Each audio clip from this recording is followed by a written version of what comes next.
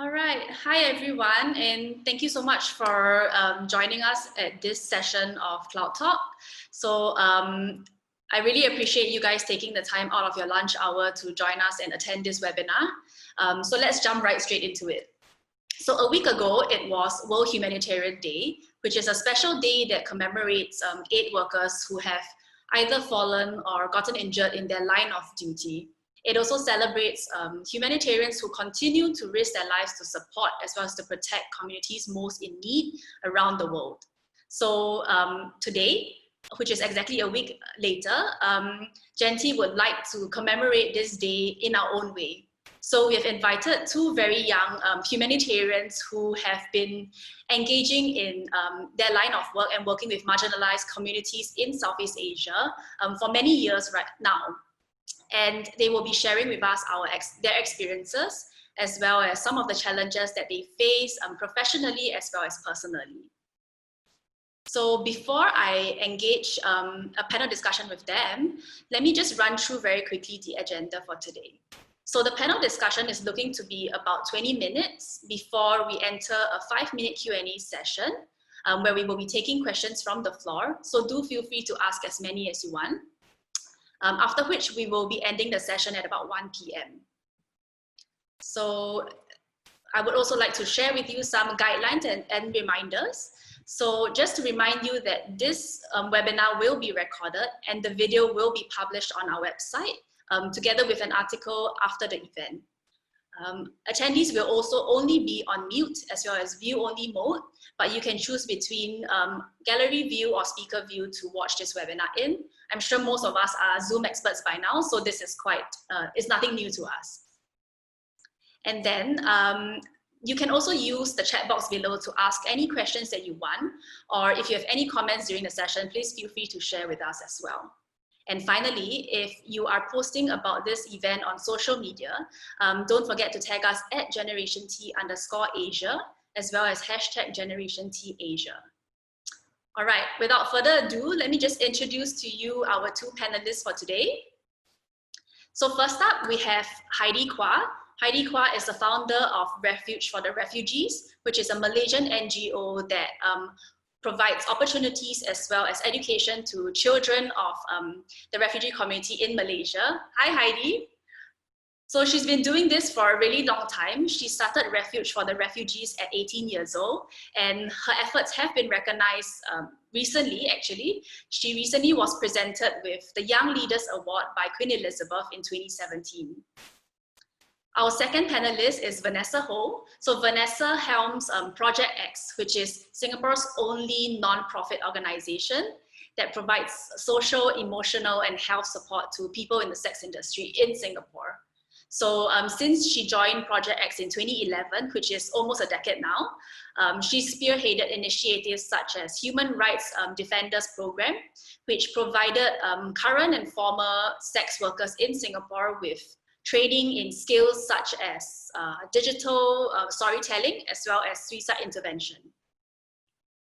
So welcome Heidi and welcome Vanessa. If I can get you guys to switch on your mics, then we can start the panel discussion. Hello. Hello. Thank you so much for having us. Thank you so much for joining us today. Really appreciate you guys taking the time out of your lunch hour, especially. You're welcome. Thanks for having us here. Thanks so much. Okay, so I guess maybe because we don't have much time, we have about 20 minutes to do the panel discussion. Let's just go right into it.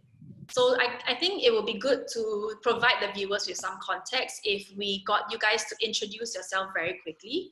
So maybe you can share a little bit about how you got started in this field, as well as why did you choose to work with the communities that you're working with today. Maybe we can go with Heidi first. Yeah. Hello, thank you so much for having me. I am really looking forward to this session, and I think Vanessa does amazing work, and I can't wait, when borders open, to be able to check out the work that Vanessa does in Singapore. So my name is Heidi. I am the founder and director of a non-profit organization called Refuge for the Refugees. So Refuge Refugees is an organization that seeks to raise awareness regarding the plight of refugees in Malaysia, as well as provide education for refugee children. We are in our 9th year of doing this now. founded in 2012, late 2011, 2012. We now have 35 schools, 2 halfway homes, and a social business school under umbrella. We do this because, so I don't know if everyone knows this, but Malaysia is not a signatory to the Refugee Convention and Protocol. So when refugees come to Malaysia, they don't have access to basic education. And this means that a child can go anywhere between 5 to 10 years without access to education. So our role with Refuge refugees is to ensure that these kids receive access to formal quality education so that when they get resettled eventually, they're able to pick up from where they've left off. Yeah. And what about you, Vanessa? Maybe you can introduce a little bit about Project X and why you chose to go into this line of work. Right. So I've been with Project X for about 9 years now. I think LinkedIn just sent a little notification. 9 years. I think after I graduated from university, I knew for a very long time I wanted to work in nonprofit work.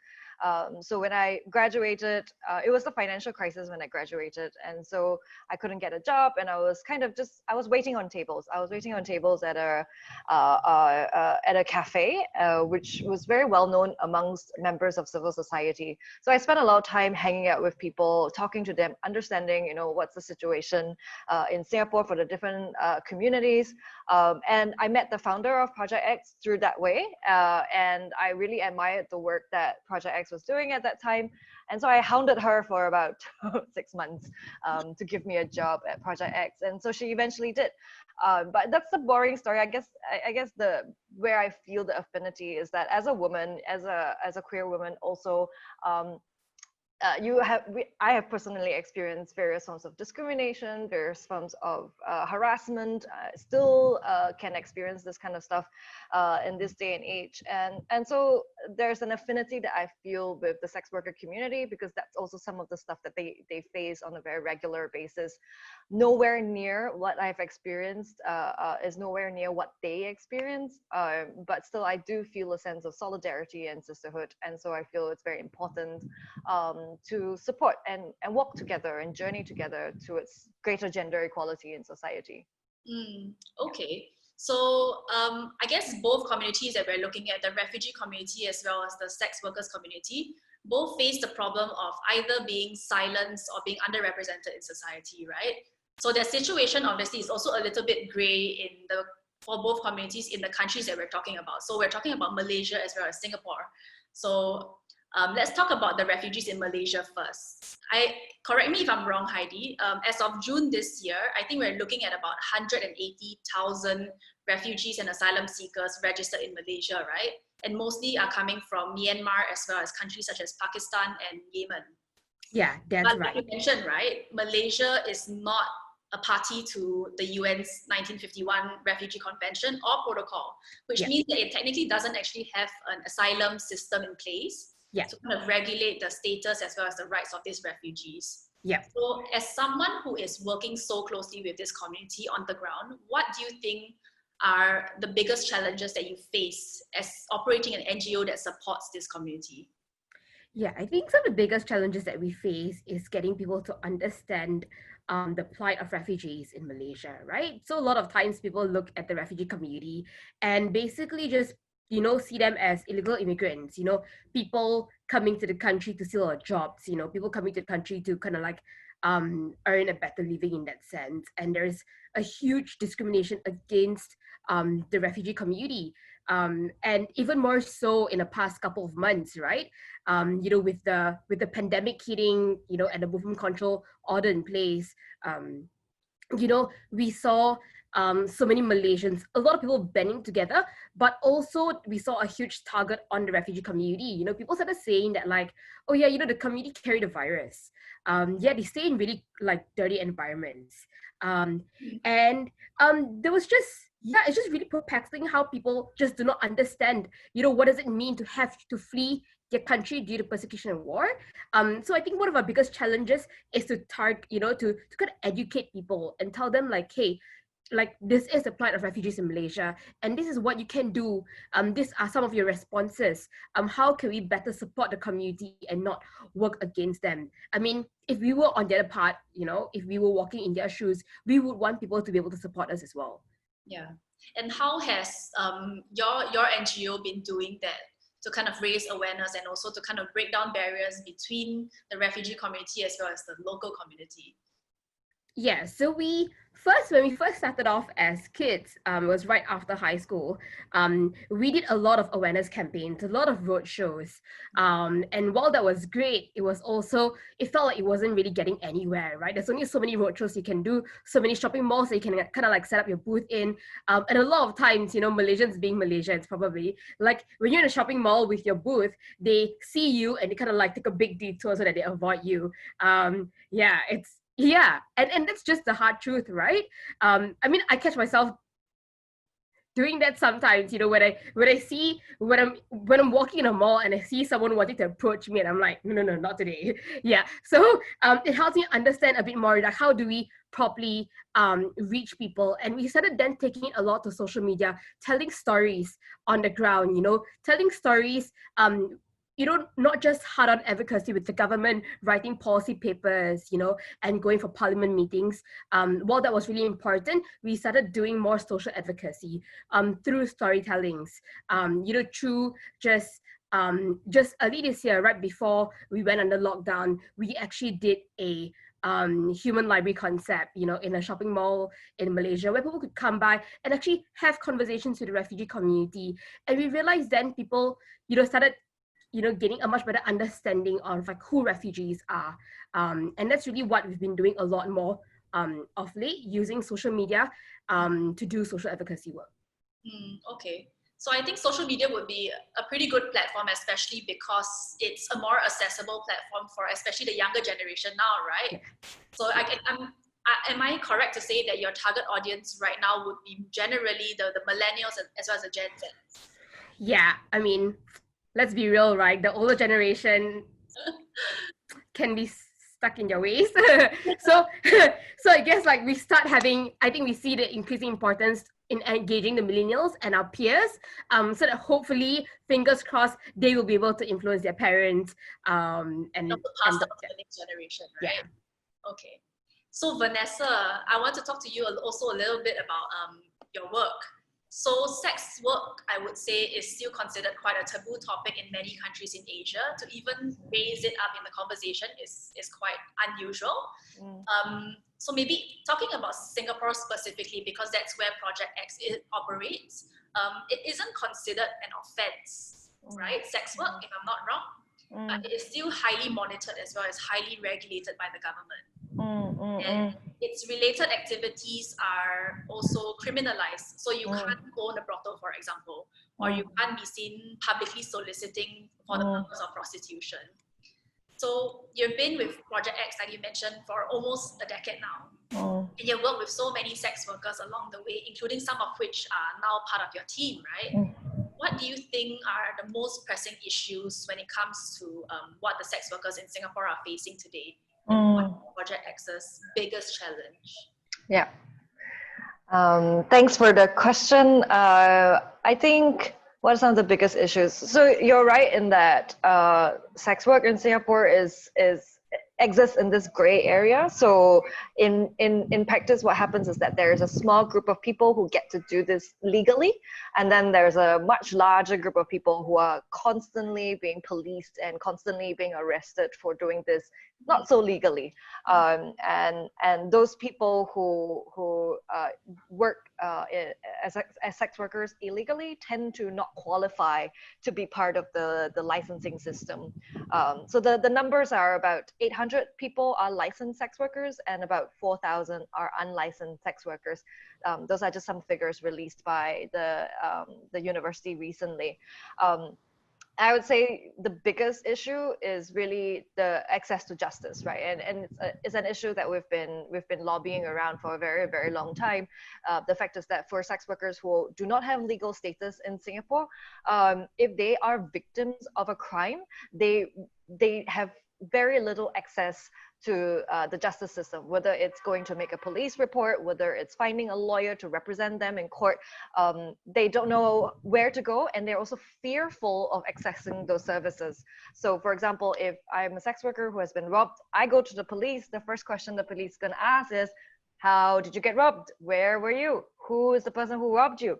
And you inevitably have to confess to having committed a crime, right? And if you confess to committing a crime, they will arrest you also, right? So a lot of sex workers, they don't want to go to the police because they know that they themselves will get arrested for doing sex work illegally. And this, unfortunately, is something that a lot of abusers know, right? So there's a lot of customers out there know that there's this vulnerability that these women face.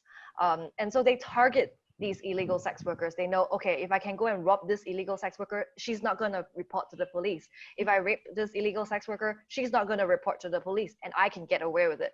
And so I think last year we handled over 100 cases, and I think just a handful of people actually went to the police to report crimes against them. So it can range from very small things to like, for example, being verbally discriminated, to something as serious as sexual assault.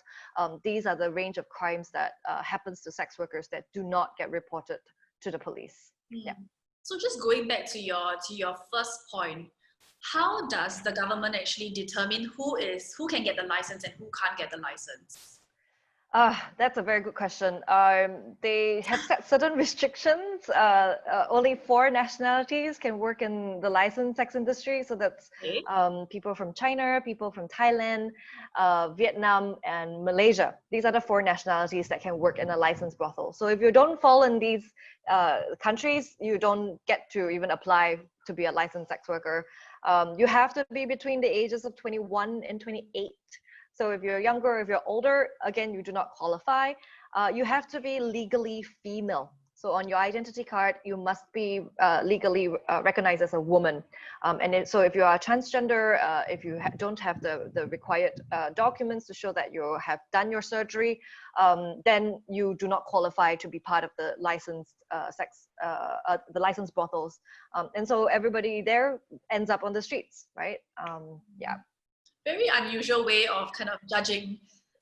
Yeah. Yes, I think that a lot can be said about this. I think Singapore likes to stereotype people from different countries. Or if you are from, say, from the Philippines, then you work in retail, you work in F&B. If you're from Bangladesh, you work in construction. And you cannot work in F&B. So if you come to Singapore, you also realize that there are these segmentations according to people's nationalities, like what industries they can work at. So it's another problem, which is another issue altogether, right? Yes. It's something to discuss, and it's going to take another conversation. Altogether. Yes, exactly. Yeah. Yeah. So, Heidi, I'm sure what Vanessa mentioned about how the illegal status of sex workers also kind of resonates with the refugee communities, right? Because they are they are effectively considered illegal in Malaysia, which means that they're vulnerable to a lot of issues as well, possibly getting arrested for immigration offenses, for example. Yeah. Maybe you can shed a little bit of light on that part. Yeah, for sure. So because refugees are technically illegal here in Malaysia, not only do they not have access to education, but also job opportunities, right? And they're expected to be, but Malaysia is also a stopover country before they get resettled to countries like Australia and the US. And a lot of times this stopover isn't just really a stopover. It takes anywhere between 5 to 10 years, sometimes even more, right? We recently had someone who waited about 29 years before she finally got resettled, and she just left last week, right? So it is given their status and still having to work, a lot of times we'll think that refugees in Malaysia are given government support. They're not given government support at all. So they're only dependent on organizations like us to support them. They, in a lot of countries, the United Nations also, support the refugees in one way or another through like monetary support or like financial support. But that doesn't happen here in Malaysia as well. The United Nations only processes their cards and their cases, but give no financial support to the community. This means they're very dependent on just finding ways on their own to survive. And a lot of our industries are actually largely supported by the refugee and migrant communities. You look at our buildings, they build our buildings, they build our highways, they collect our trash, they work as janitors in the country. But a lot of times, employees who hire them know that you can hire a refugee and exploit a refugee, and the person cannot make reports, because if a refugee were to walk into police station to make a report, chances are she or he will be arrested immediately. So that is a big flaw in our system. That's why we have a lot of exploitation going on, right? Because a lot of times they bring them in and promise them, good money to build a building. But after 1 or 2 years, when the building is done, for example, they go without pay, and you're forced to.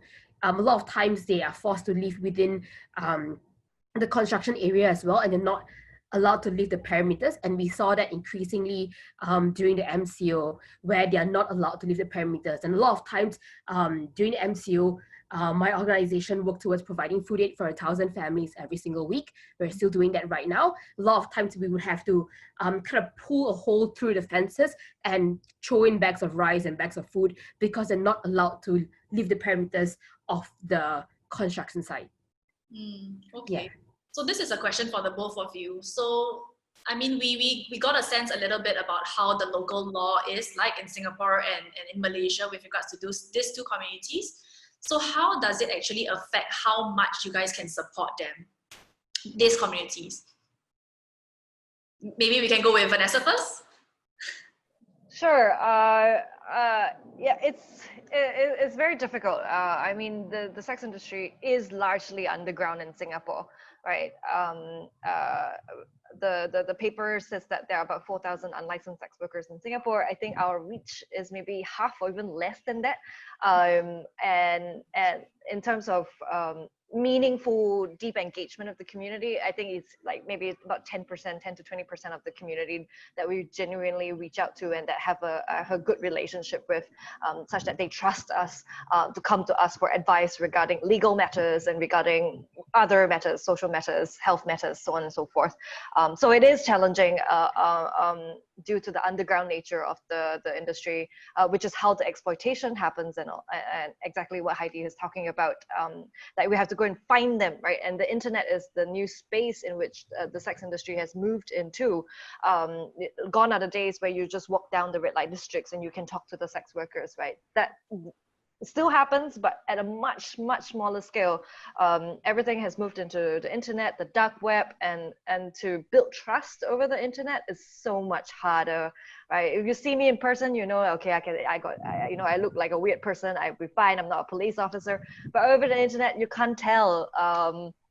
And so it is worrying. I mean, this is, I guess it's something that keeps me up at night, right? That, that somebody is being exploited somewhere that we have absolutely no reach to, and that this person will get deported and repatriated with absolutely no access to justice at all. Nobody telling them that what has happened to them is wrong, and at least try to make some kind of restitution in that space. So yeah, it is something that we is trying to work on. We are building to have a much stronger social media presence, like, as Heidi mentioned. It's so powerful, right? The internet, it can be used for good and can be used for bad. And so building digital strategies to reach people online is something that is one of our priorities as an organization. Yeah. That's amazing. What about you, Heidi? What are the restrictions that you feel that is due to the local law, and how much can you support the community that you're working with? Oh, sorry, you're on mute. Sorry. Yeah, so I think we're often put in a very difficult spot, right? Knowing that a lot of times the cases that we take up are evident, hardcore, wrong. It's when employees get raped by, the employers, or when I do a lot of human trafficking stuff here in Malaysia as well. Malaysia is one of the top 5 countries for baby selling, where babies are sold anywhere between 100,000 ringgit to 150,000 ringgit, which is insane, right? And victims of baby selling are often migrant and refugee mothers, undocumented mothers, who go to clinics to give birth, and their babies are taken away from them against their will, and sold for a large amount of money. And a lot of times it's not because we've got nice families that want to adopt these babies in. A lot of times these babies are groomed for organ harvesting and for sex trafficking, and that's crazy. So when we encounter such cases like that, and we go into the police station to make reports, it's asking, how do we tackle this case? Like, first of all, we need like protection and justice for these women, but at the same time, knowing that our very action to seek protection and justice for these women will land them in detention centers and eventually deported. So first, it's still working around a system that will try to building alleys, going into police stations and knowing exactly which officers that will work with us, that will not end up deporting these people, building like relationships, with people within authority figures, to tell them that, like, how do we, even if it comes to deporting these women one day, how do we make sure that they get the best support possible, that it is it's not traumatizing, where they have, for example, a case which I took on. This lady was deported back to the Philippines after her baby was rescued. Her baby was taken away from her against her will, and sold, for 150,000 ringgit. And yeah, so how do we reconcile that, right? So we eventually made the necessary police reports. I myself had to spend 20 hours in a police station making these reports, even though I wasn't the person in the wrong, right? But I had to spend 20 hours making these reports. And eventually we worked with organizations back in the Philippines to make sure that upon landing in the Philippines, she would have a safe community that would support her through her healing process. Wow, 20 hours in a police station does not sound fun at all. You mean in Malaysia, or did that happen in the Philippines? In Malaysia. Okay. Yeah. So I would like to also talk to you guys about the less visible challenges. So you guys are both in careers that are by no means easy at all. And I think that they are also very mentally draining careers. So because you're working with people who truly need your help, and also who are constantly being discriminated for who they are and also what they do, right? So Heidi, if it's okay to talk about this, I know a few months ago you did find yourself facing some online harassment yourself, and also some hateful comments on social media, because you were shedding light on the plight of the refugees in Malaysia. Yeah. So when we spoke, I did feel like you weren't in your best condition, right, when it all first started. So how do you guys actually deal with negative situations like this, and how does it affect you mentally? Maybe we can start with Heidi first. Yeah. I remember, like, when I was when we were on a call, like I just broke down. I think I was just having like a really tough week from all that was happening. How do we deal with it? For me, I think what really helps is actually having access to therapy. So 2 years ago, I decided that I needed to go for therapy. I needed to make sure that my mental health was in check before being able to support these communities, because secondhand trauma is very real, especially when you're so emotionally engaged and involved with these communities. And I think that has been one of the best decisions that I have made, because having a regular session that anchors me and that I'm able to go back to every week, so kind of process what happens at work, what happens on the ground, just the struggles that we face working with these communities, and just the strong sense of injustice or frustration that our system is so broken. That has really helped me pull through some of the darkest days. What about you, Vanessa? What's your personal experience like, especially when you're trying to raise awareness about what you do? Have you experienced any backlash or any poor reaction that you would like to share? I don't spend so much time on social media anymore. It's a dark place. But I mean, I completely feel you, Heidi. I think I went through a very big session of burnout much earlier in my career. I think I'd say maybe 4 or 5 years, maybe even 6 years ago now. It was a very stressful period. I was handling quite a number of high profile cases that were very emotionally draining. And then so over a period of about maybe a couple of months, I think I lost like 5 kg in weight, and people were realizing that, you know, I look really sunken and I was just not in a very good place. So I did exactly what Heidi did. So I went to look for a counselor. And I mean, counseling is still very much stigmatized, even amongst the helping professions, right? Oh my God, you're seeking counseling, you must be a weird, weak person. But it was so powerful, right? It was so powerful to be able to process the thoughts, the emotions, and also recalibrate a little bit of, you know, your goals, your objectives, and what keeps you going. I think these are so important, and yet so sometimes very stigmatized also. But yeah, I absolutely think it's very important. And if anybody wants to engage in any kind of voluntary work or humanitarian work on any level, that should definitely be one of the avenues they should keep in mind. Whether it's a person that they can talk to about stuff that they experience or go through, or a professional in that space. I mean, I do this for my volunteers also. We have a pool of about, I'd say now much smaller due to COVID, but we have a pool of about 20 regular volunteers, and I make sure that, you know, that I or somebody else in the team is always there for the volunteers to say, hey, is there anything that you witnessed today that was uncomfortable to you? Do you need to talk about it? You know, what surprised you about your volunteering? So always having someone to bounce these thoughts and ideas with, I think, is very, very important. Also providing support for the people that work for you, right? Your team. It's not just seeking support yourself, but also the people that you're working with. It's very important that everybody is like in the same headspace, right? And mentally and also like physically. Yeah. Correct. Absolutely. Absolutely. Yeah. Okay. So I think maybe we can end the panel discussion there and proceed into the Q&A, because we have a couple of questions that I think are quite interesting. So there's a question from Samantha Todd. So it's for the both of you. Any of you can reply. Are there certain traits that a humanitarian or someone in your line of work needs to have? Anyone can start first. You can go for it, Vanessa.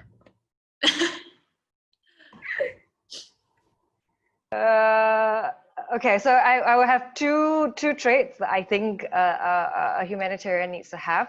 One more serious and one not so serious. The not so serious one is that you have to be super thick-skinned, and there needs to be a certain level of stubbornness, right? I think a belief that a deep-seated belief in what is a human right, you know. To be able to carry you through conversations. So I think I also spent, I didn't spend 20 hours, I spent 2 hours at a police station last week. You know, I was just trying to argue with a police officer to say that what has happened to somebody is a crime. And so, you know, I had to on the spot call lawyers, on the spot be like Googling what is the law and be like, no, you must take her case right now. So you've got to be very stubborn, hold your ground, and like just don't let go. So that's one. But I think more importantly, or maybe similarly importantly, is a good level of self-awareness, to know where you're coming from. I think what is dangerous that we see in the humanitarian space is that people trying to find their own kind of healing through healing other people. So there can be a lot of like transference issues. There can be a lot of savior mentality that can cause a lot more harm than good. So you need to have the certain level of self-awareness to know that you yourself know how to heal yourself. Where are your weaknesses? Where are your cracks, right? That you don't impose this on other people that you are supporting. And I think this is where the counselor and or a supervisor is also very important if you're new to the space. So I'd say these are the two. key traits. Yeah. Yeah. Yeah. I really like your point about the savior mentality thing, and I can see that Heidi is constantly like just Yeah, like that's right. Yeah. Do you agree with her 2 points, or do you have more? Yeah, no, definitely. I think that's spot on. The whole self-awareness is really important because the savior mentality is so real, right? And I think that has been my biggest frustration just being in the field. I see all these NGOs, wanting to come up with solutions to support the communities, but often they come up with these solutions without consulting the people on the ground. And at the end of the day, it serves no purpose, when the solutions you come up with causes more harm than good. So the whole savior complex is very real, and a lot of times when we don't know, when we're not self-aware, we end up just projecting a lot onto the communities that we serve, and it ends up just being undignifying for the community. Yeah, I mean, like throughout this MCO, when a lot of people started, doing aid support work, we saw a lot of pictures of just people, and that's something that I'm very iffy against, right? Providing aid, but also needing to have their logos and their banners in the background, and like the recipient looking like really sad and disheveled, and they have the audacity to post up these pictures going like, we support the communities today, and that's something that I feel really strongly against, because that is not the purpose of why we provide this support, so that we can feel good about ourselves. Our role is to empower the community and to provide a safe space for them, and not make them walk out feeling less than, So yeah, I think those are just spot on traits that a humanitarian worker should have. So maybe we can move to our last question, because we're running out of time. Actually, we have overrun our time already. So, okay. Yeah, we have one from Sabrina Lee. So she's asking, were there any sacrifices that the both of you had to make in order to do what you do? And looking back, were these actually sacrifices at all?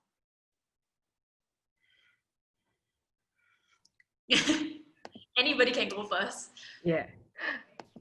So I think some of the sacrifices would definitely be choosing to, I don't know, it sounds very cheesy, but like choosing to take the path less traveled in that sense. A lot of times I felt very disconnected from my peers, very disconnected from my family members. It often was a very lonely journey, because we're here to try to fix like such a big complex issue, and nobody understands what we're trying to do in that sense, right? So I think that would be like one of the sacrifices that I would see it as a sacrifice, but definitely no regrets, I think, in just sticking by the principles and the convictions that we stand for. And you realize that when you're consistent to what you do and what you stand for, eventually people around you will catch on to it. Yeah. What about you, Vanessa? Yeah, I mean, I agree with the isolation part. It's not dinner table conversation, right? Can you imagine Chinese New Year and then people are like, what do you do? Oh, I help sex workers. They're like, huh? Then, it's super not Chinese New Year conversation. Yeah. So I don't know, it's a sacrifice. Maybe. I mean, you find new groups of people that you connect with. You find new groups of people that you would call your family, or people that are meaningful to you. Yeah, I don't think I've made like a huge sacrifice. Maybe Friday nights. I mean, I do a lot of night shift work. So like, I don't get to go out on Friday nights, but I'm all right. I think that's what Saturdays are for. Yeah, I don't think there was a much sacrifice. Yeah. Okay, I think on that note, we will end this panel discussion. Thank you both again for joining us today for this very quick session. So yeah, I guess that's it. That's it for us. So to our attendees, thank you so much for joining us again. Cloud Talk, as you know, is a webinar session by Gen.T that takes place twice a month, both in English as well as in Chinese. If you want more information about what Cloud Talk is or our next sessions, you can go to our website at generationT.asia. You can also follow us on Instagram to get more updates from us at generationT_Asia. So we hope to see you guys at our next session, and thank you everyone. Good evening. Good afternoon, sorry, not evening. Thank you so much, Heidi and Vanessa. Thank you for having me. Thank you for having me. Bye-bye. Bye.